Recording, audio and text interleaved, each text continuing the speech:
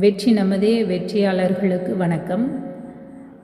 இன்றைக்கு நம்ம பார்க்க இருக்கிறது எது அப்படின்னு சொல்லி பார்த்தீங்க, முதுகலை தமிழாசிரியர் தேர்விற்கான பாடத்திட்டத்தில் அலகு 10 அறிவியல் தமிழ் அப்படிங்கிற ஒரு பகுதி இடம்பெற்றிருக்கிறது.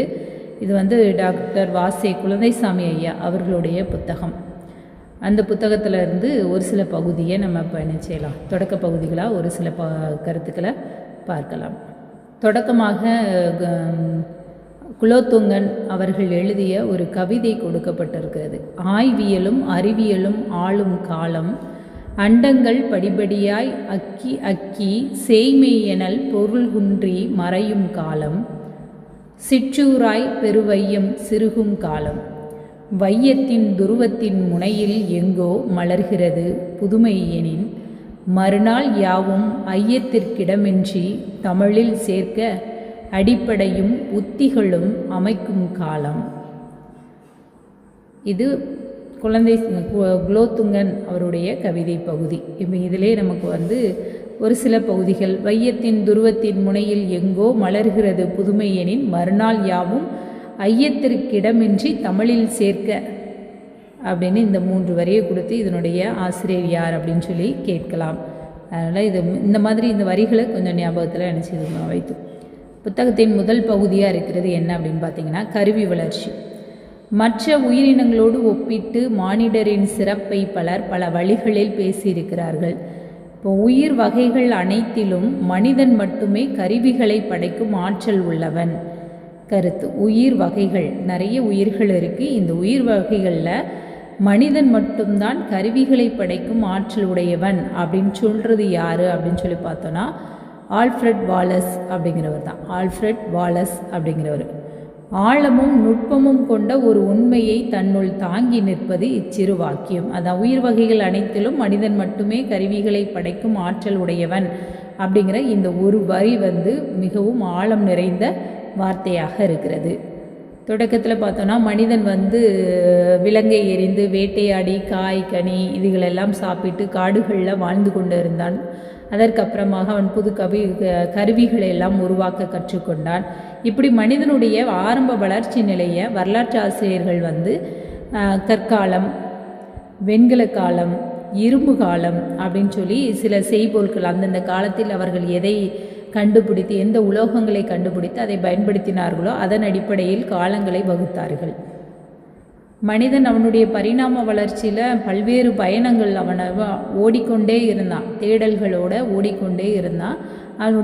அதில் நிறைய ஏற்றத்தாழ்வுகள், மேடு பள்ளங்கள், நிறைய கண்டுபிடிப்புகள் இதெல்லாம் வந்தது. அந்த இதில் நம்ம பார்த்தோன்னா அவனுடைய முன்னேற்ற அந்த பயணத்தை ஒரு 3 பிரிவாக நாம் பார்க்கலாம். முன்னேற்ற பயணத்தை 3 முக்கிய கட்டங்களாக நாம் பிரிக்கலாம். அது என்ன அப்படின்னு பார்த்தோன்னா 3 யுகங்கள் அப்படின்னு கூட சொல்லலாம்.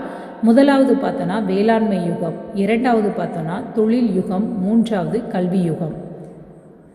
இந்த 3 யுகங்களையும் தாண்டி, அதாவது இதில் கல்வி யுகம், தொழில் யுகம், வேளாண்மை யுகம், தொழில் யுகம், கல்வி யுகம், இந்த 3 யுகங்களையும் தாண்டி அடுத்ததாக ஒரு யுகம் என்ன செய்கிறது, உருவாகி இருக்கிறது. அது எல்லாருமே ஏற்றுக்கொள்ளக்கூடிய ஒரு கருத்தாகவே இருக்கிறது. அதை தான் என்னன்னு சொல்லலாம், தொழில்நுட்ப யுகம் அப்படின்னு சொல்லலாம். தொழில்நுட்ப யுகம் என்றும் தொழில்நுட்ப மின்னணு இயல் யுகம் அப்படின்னு சொல்லியும் என்ன செய்யலாம், சொல்லப்படலாம். இந்த தொழில்நுட்ப யுகம் தான் இப்போ நம்ம வாழ்ந்து கொண்டு இருக்கக்கூடிய இந்த காலகட்டம். இந்த தொழில்நுட்ப காலத்தை நம்ம என்ன செய்யலாம்னா கல்வி யுகம் அப்படின்னு கூட சொல்லலாம். நிறைய உலக நாடுகளில் பார்த்தோன்னா நிறைய நாட்டினர் இப்போது தான் இந்த கல்வி யுகத்தில் கால் எடுத்து வைத்திருக்கின்றனர். நாம் 3 யுகங்கள் அப்படின்னு பேசும்போது ஒரு யுகம் முழுமையாக மறைந்து அதனிடத்தில் இன்னொன்று புதிதாக வருகிறது அப்படிங்கிற பொருள் கிடையாது. அடுத்தடுத்த காலகட்டம் அதனுடைய தொடர்ச்சி அப்படின்னு சொல்லி தொடர்ந்தாக ஒன்றை ஒன்று தொடர்புடையதாகத்தான் என்ன செய்கிறது வருது. நாகரிக வளர்ச்சி பெற்ற நிலையில் ஒன்று இன்னொன்றாக என்ன செய்கிறது, மாற்றமடைவதாக இருக்கிறது.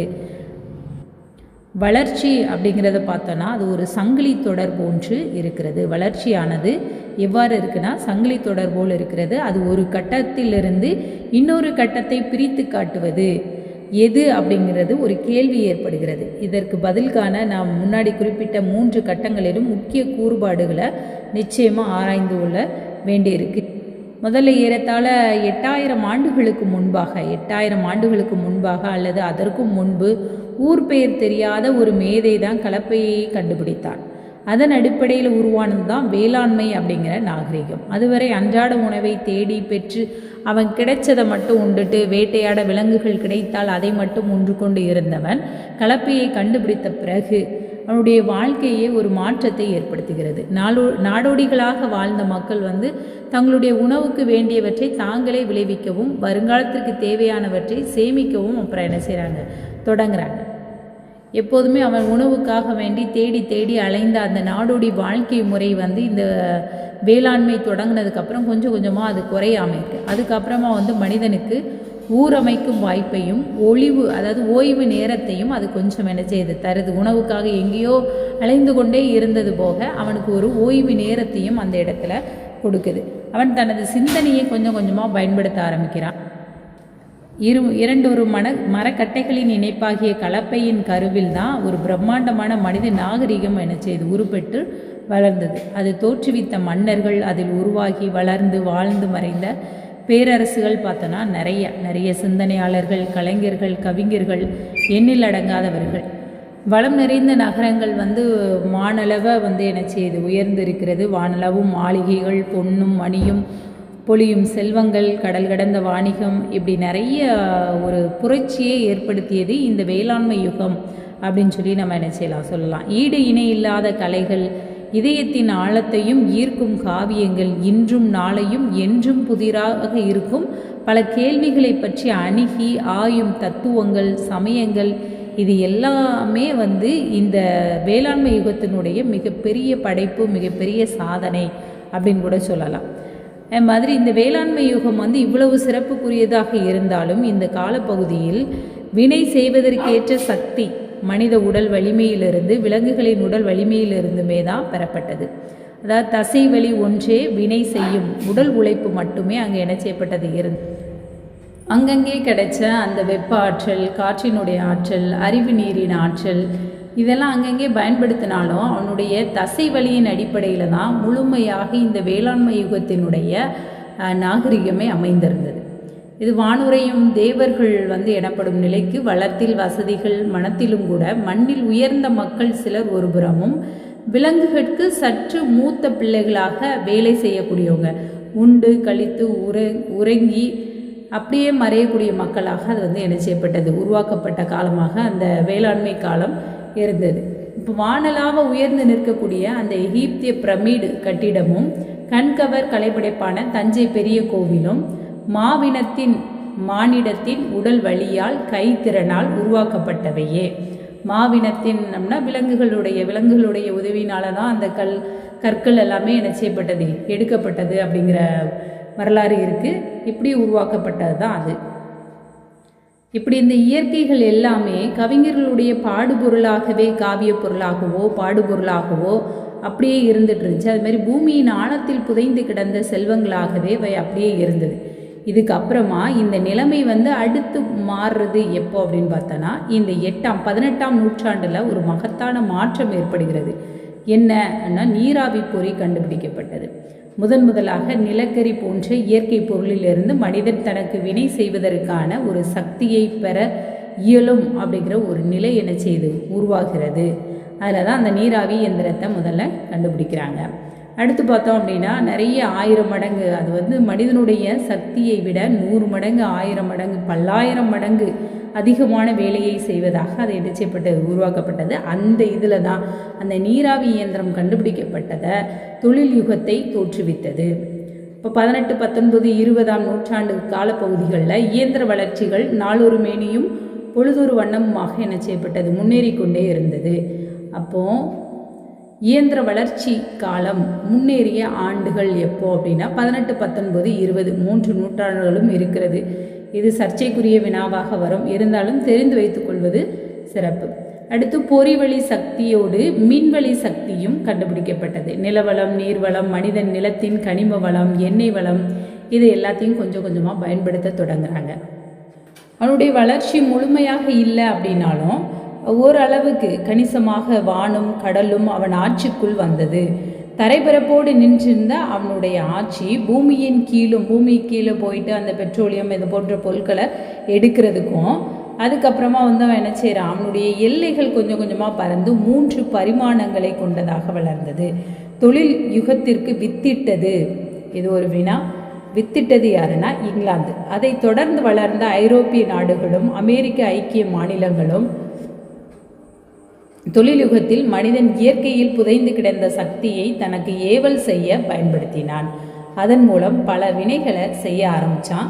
இதில் நிறைய செயல்கள் அவனுக்கு என்ன செய்ய முடியாது, இயலாது இருந்த பல செயல்களை இதை செய்ய முடியாது அப்படின்னு நினச்சிருந்ததெல்லாம் செய்யக்கூடியதாக அது மாற்றியது. அப்புறம் எட்டாவது இருந்த பல செயல்களை எட்டும் நிலைக்கு கொண்டு வந்தது இந்த தொழில் யுகத்தில் உருவான இந்த கண்டுபிடிப்புகள் தான். உற்பத்தியை அவனுடைய உழைப்பும் அவனுடைய சிந்தனையும் அவனுக்கு கிடைத்த அந்த ஓய்வு நேரம் தான் அவனுக்கு சிந்திக்க தோன்றியது. அதன் மூலமாக அவனுக்கு என்னது இந்த மாதிரி தொழில் யுகம் உருவாகிறதுக்கு ஒரு புதிய கண்டுபிடிப்புகளை கண்டுபிடிப்பதற்கும் பயனுள்ளதாக அமைந்தது. அடுத்து பார்த்தோன்னா சிந்தனையின் பணியை வேறு எந்த ஒரு இயந்திரத்திற்கும் அவன் மாற்றிவிட முடியாது. சுருக்கமாக சொல்லணும் அப்படின்னா தொழில்யுகத்தில் இயந்திர வளர்ச்சி முழுமையாக சக்தியை உருவாக்கியிருந்தாலும் பயன்படுத்துவதிலும் ஏற்பட்ட ஒரு வளர்ச்சி தான் உடல் வலிமை விஸ்வரூபம் கொண்டது அப்படின்னு கூட சொல்லலாம். ஆனால் மனிதன் தன் சிந்தனைக்கு மூளைக்கு உதவ எந்த ஒரு கருவியையும் அப்பொழுது அவன் உருவாக்கவில்லை. எதையும் பயன்படுத்தி தனது ஞாபகத்தையோ மூளையின் செயல் வேகத்தையோ செயல்திறனையோ அதிகரித்து கொள்ள அவனால் இயலவில்லை. இந்த ஒரு பெரிய சாதனையை செய்யும் திறன் கொண்டதாக அமைந்தது தான் கணிப்பொறி அப்படிங்கிறது. அவன் தோற்றத்திற்கு ஓரளவு நீண்ட வரலாறு அப்படின்னு சொல்லி இந்த நூற்றாண்டின் மத்தியில் ஏறத்தாழ 1950 அந்த காலகட்டங்களில் தான் இந்த கணிப்பொறி அப்படிங்கிற ஒரு விஷயம் என்ன செய்யப்பட்டது, உருவாக்கப்பட்டது. அதை அதிகமாக பயன்படுத்துவதற்கும் ஒரு முழுமையாக படைப்பு வகையை சார்ந்த பணியாக அது என்ன செஞ்சது இருந்தது இந்த கணிப்பொறி அப்படிங்கிறது. இன்றைக்கி பார்த்தோன்னா நிறைய தகவல்களை என்ன செஞ்சிடலாம், பல லட்சம் மடங்கு அதிகம் தகவல்களை கணிப்பொறி தன் நினைவில் வைத்துக்கொள்ளும். நம்மால் அந்த அளவுக்கு என்ன செய்ய முடியாது, ஞாபகத்தில் வைக்க முடியாது. அதே மாதிரி மிக வேகத்திற்கு எந்த ஒரு செயல் அங்கே கொடுத்தாலும் பல அலுவலகங்களில் இன்று கணிப்பொறியிடம்தான் பல வேலைகள் ஒப்படைக்கப்பட்டு இருக்கிறது. அது ரொம்ப வேகமாகவும் திறன்பாடுகளுக்கும் சான்று கூற பண்ணணும் அப்படின்னா ஒரு நொடியில் 300 கோடி கூட்டல்களை ஒரு கணிப்பொறியால் போட முடியும்.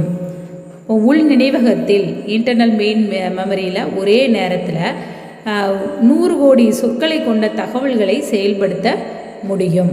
இது அந்த கணிப்பொறியினுடைய இதில் முக்கியமான ஒன்று. இதில் கீழே அடியில் ஒரு வினா கொடுத்துருக்காங்க பாருங்க. ஸ்டோரேஜ் என்பதற்கு குதிர், கிடங்கு என்று 2 சொற்கள் இந்நூலில் பயன்படுத்தப்படுகிறது.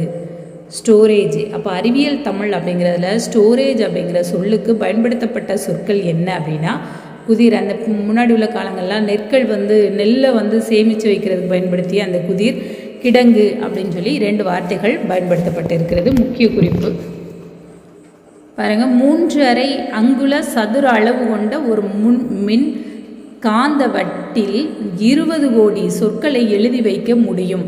அண்மையில் மிக வேகமாக பயன்பாட்டில் பரவி வரும் ஒளியியல் வட்டில், அதாவது CD ரோம் டிஸ்க் 2½ லட்சம் பக்கங்கள் கொண்ட தகவல்களே அல்லது 7000 புகைப்படங்கள், வரைபடங்கள் அல்லது 19 மணி நேர சொற்பொழிவு அல்லது 74 நிமிடத்திற்கான ஒளி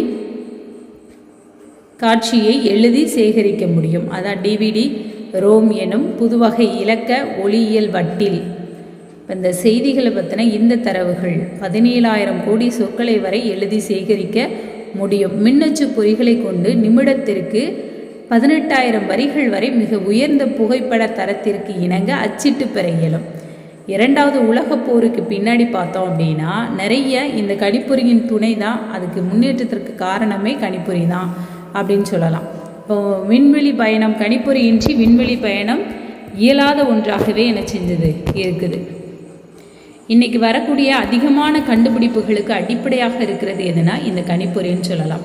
தொழில்நுட்பத்திற்கும் கல்வி யுகத்திற்கும் என்ன வேறுபாடு அப்படின்னு கேள்வி வரலாம். 2லும் இயந்திரங்கள் தானே பயன்படுத்தப்படுகிறது என்ற ஐயம் கிளம்புவது இயற்கை தான். ஆனால் கணிப்பொறி அறிவு பணியை மேற்கொள்ளும் ஒன்று. எனவே இதுவும் ஒரு பொறியே ஆயினும் இதன் ஆத்மா முழுமையாக வேறுபட்டது. தொழில் யுக பொறிகள் அனைத்தும் சக்தி பெருக்கம், சக்தி மாற்றம் ஆகியவற்றிற்கு பயன்பெற்றது. முக்கியமான பாயிண்ட்டு. தொழில் இதில் வரக்கூடியது எல்லாம் சக்தி பெருக்கத்திற்கு பயன்பட்டது. ஆனால் கணிப்பொறி தகவல்களை பயன்படுத்தும் பகுத்தும் முடிவுகள் காணும் ஆற்றல் வாய்ந்தது. கணிப்பொறிகள் தகவல்களை பயன்படுத்தும் பகுத்து முடிவுகளை காணும் ஆற்றல் வாய்ந்தது. பொறி என்ற சொல் பொதுவே தவிர அடிப்படைகள் முழுமையாக மாற்றமடைகிறது. பொறி அப்படின்னா எல்லா அந்த கண்டுபிடிப்புகளுக்கும் பொறி அப்படின்னு சொல்லி நம்ம என்ன செய்யலாம், சொல்லிடலாம். ஆனால் அதனுடைய பயன்பாடுகளை வைத்து அது வெவ்வேறாக என்ன செய்யப்படுகிறது, பிரிக்கப்படுகிறது. இரண்டாவதாக, மனித சமுதாயத்தில் வளங்கள் எவை என்பதில் பெரிய புரட்சி ஏற்பட்டிருக்கிறது. வேளாண்மை நாகரிகத்தில் நிலமும் நீரும் முக்கியமான வளங்களாக இருந்தது. தொழில் வளத்தில் பார்த்தோன்னா நிலம், நீர், இவற்றோட கனிம வளம், எண்ணெய் வளம் இதெல்லாம் இருந்தது. இவை அனைத்தும் இயற்கை தரும் வளங்கள் தான். நீர் வளமின்றி வேளாண்மை இயலாது. நிலத்தின் அடியில் பெட்ரோலிய கிணறுகள் இல்லாது நாம் எண்ணெய் வளம் பெற முடியாது. இரும்புத்தாது இருந்தால்தான் எஃகு செய்ய முடியும். இந்த மாதிரி ஒவ்வொன்றும் ஒன்றை ஒன்று தொடர்புடையதாகவே என்ன செஞ்சு கொண்டு இருந்து கொண்டு இருக்கிறது. 2000 ஆண்டுகளுக்கு முன்பே வள்ளுவர் அறிவுடையார் எல்லாம் உடையார் அப்படின்னு சொல்கிறாரு. அது இன்றைக்கு என்னது, முழு உண்மையாகி இருக்கிறது. அடுத்ததாக குலோத்துங்கன் அப்படிங்கிற ஒரு வளர்க தமிழ் அப்படிங்கிறதுல எழுதின ஒரு கவிதையை பாருங்க. நீரில்லா வளமும் நன்செய் நிலமில்லா விளையும் நூற்ற நாரில்லா உடையும் பல்பொன் நலமில்லா தொழில் படைப்பும் வேரில்லா நாற்றும் நெஞ்சம் விளைவன யாவும் சேர்ப்பர் கூறிய மதியும் ஆய்வும் கொள்கையும் கொண்ட வல்லோர். வளங்கள் நீர் மட்டும் வளம் இல்லை, மற்ற வளங்களும் இருக்குது. நன்செய் நிலமில்லா விளைவும், விளைச்சல்கள் நன்செய் நிலத்தில் மட்டும்தான் விளையுங்கிறது இல்லாமல் மற்ற இதுலேயும் வரும். அதே மாதிரி ஆடைகள் நூற்றா நாரில்லா உடைகளும் என்ன செய்யப்படுகிறது. அதாவது இப்போ இருக்கிற இந்த காலகட்டத்தில் நவீனமயமாக பல விஷயங்கள் நம்ம என்ன செய்யலாம் அப்படிங்கிறத அவர் தீர்க்கதரிசி போல் இந்த பாடல்களை என்ன செஞ்சுருக்கிறாரு, சொல்லியிருக்கிறாரு. இந்த பாடல் எதில் இடம்பெற்றிருக்குன்னா வளர்க தமிழ் அப்படிங்கிறது 1982 அவர் வெளியிட்ட, இது பாரதி பதிப்பகம் வெளியிட்ட புத்தகத்தில் இடம்பெற்ற செய்தி. இதுவரைக்கும் இந்த அறிவியல் தமிழ் பகுதியில் முதல் பகுதியாக இருக்கக்கூடிய கருவி வளர்ச்சி பற்றிய பகுதியை பார்த்தோம். இன்னும் அடுத்த தொடர்ந்தாக இருக்கக்கூடியதை அடுத்த காணொலியில் பார்க்கலாம். இந்த செய்திகளை ஓரளவுக்கு உள்வாங்கிக்கணும் அப்படிங்கிறதுக்காண்டி தான் அதில் இருக்கிற செய்திகள் எல்லாம் ஓரளவுக்கு உங்களுக்கு என்ன செய்யப்பட்டது, சொல்லப்பட்டது. ஒரு சில முக்கிய வினாக்கள் வினாக்களாகவே குறிச்சது. நம்ம வினாக்கள்னு எடுத்தோம்னா இதில் ஒரு 5 முதல் 10 வினாக்கள் மட்டுமே தான் நமக்கு கிடைச்சிருக்கும். இருந்தாலும் ஒரு சில செய்திகளை நம்ம உள்வாங்கிக்கிறது, செய்திகளை தெரிந்து கொள்வது சிறப்பாக அமையும். நன்றி.